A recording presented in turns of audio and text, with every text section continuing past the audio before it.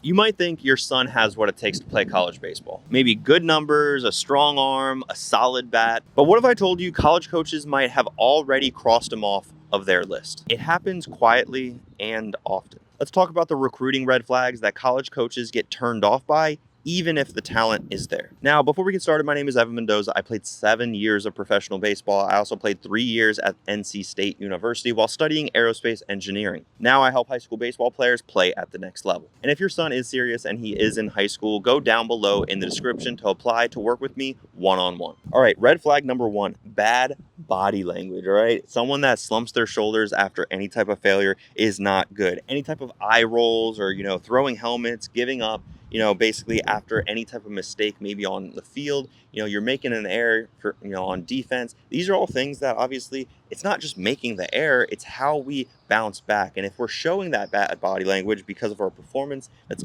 never going to be a good sign for these college coaches. So they're always watching you as a player, how you react, because there's plenty of failure in this game, guys. There's like 80% failure in this game. So it's how we respond to these failures, which is super important. So one moment can also say a lot about you and your character, right? College coaches do care about what your character is, your integrity, what you do when basically everything goes wrong. Coaches also do not recruit just athletes. They recruit teammates as well. So red flag number 2, having a poor attitude towards teammates, having that selfish play where it's all about me, me, me. You're ignoring others and you're refusing to cheer on your teammates because maybe you're having a below average game. Maybe you just struck out, so you can't celebrate your buddy's home run that he just hit right after you. These are all huge red flags to these college coaches. And ultimately, college baseball programs are built within the camaraderie of the team, the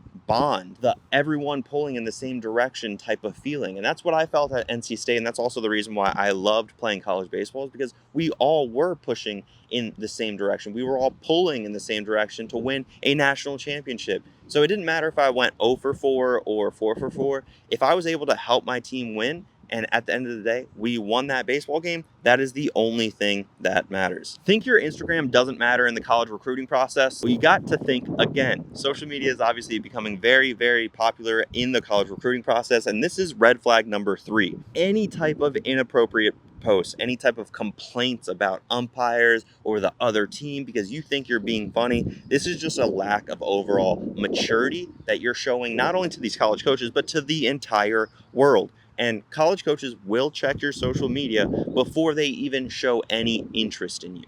So as far as like the recruiting funnel or the recruiting pipeline, they're going to show interest maybe just by simply clicking on your email or going to your social media page, but they're not going to ever respond to you if you just show that you're a really immature player on social media. They're never going to offer you to come take a visit if you're immature on social media and you're publicizing that. So be careful with your social media content. Make sure you're not posting the wrong things. Harsh truth, sometimes it's not the player, it's the parent holding the player back.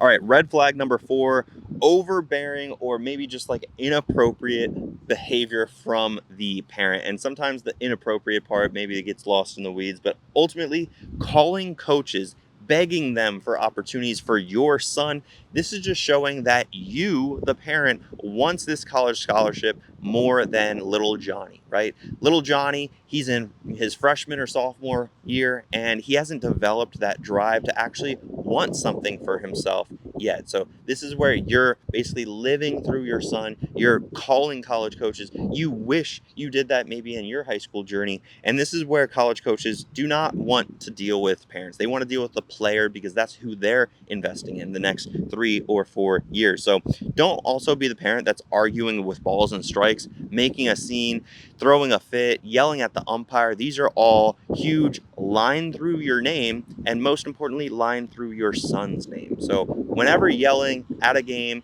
even if it's encouragement to your son, make sure that you think in the back of your mind, if a college coach hears exactly what I say, word for word, which more than likely they're in the stands just like you, You want to make sure it is appropriate for obviously the game setting, where you're not going to be looked down on if you say those words at a baseball game. You could be honestly one of the most skilled baseball players in the entire world, but if you cannot listen and if you are not coachable, you will not last in baseball. So let's talk about red flag number 5, that lack of coachability. So refusing any type of feedback or making excuses to why you cannot adapt or change based off of what your coaches are trying to tell you. At the end of the day, these coaches are trying to get the best out of you. So it's always important to take that with a grain of salt, understanding that they are trying to see you succeed, or basically acting like you already know it all, right? We know some teammates that basically cannot receive any type of feedback, any type of coaching, because they already are Mike Trout 2.0, right? Fernando Tatis 3.0, right? They're already the best player in the world. Well, in reality, maybe that's where you have that comparison of where you're at and who you actually are. That might be different, right? Maybe you think you're up here and you're really down here. These are things that I happen to see quite often. This really just shows that you're not ready to grow. And this is a huge red flag to these college baseball coaches. Now, again, if you want one-on-one help within my Mendoza Baseball Academy, you can go down below in the description to apply to work with me. You can learn about the triple play. I'm going to send you over a free training that you'll be able to get instant access to. So go down below in the description, again, to apply to work with me. Just because you didn't hear back from a college coach doesn't mean that they're not interested in you. Word travels fast between these college baseball programs. So recruiting red flag number 6, burning bridges. If you're ever bad-mouthing other programs or basically talking down on a scholarship opportunity that another school, maybe let's just say a D3 school, has offered you, and you're publicly making it known that you don't want to go there, or ultimately you're just showing that lack of maturity that we discussed earlier, this can stick with you even if you switch schools or even if you switch regions. Word travels fast, and believe it or not, baseball is a very tight-knit community, so we all know the inner workings of what's going on, and that travels with you no matter where you go, no matter where you play. Talent typically opens the door for you and your player, but your character and your son's character matters more and will keep you in the loop. If your son is ready and serious to take his game to the next level, go down below in the description to apply to work with me.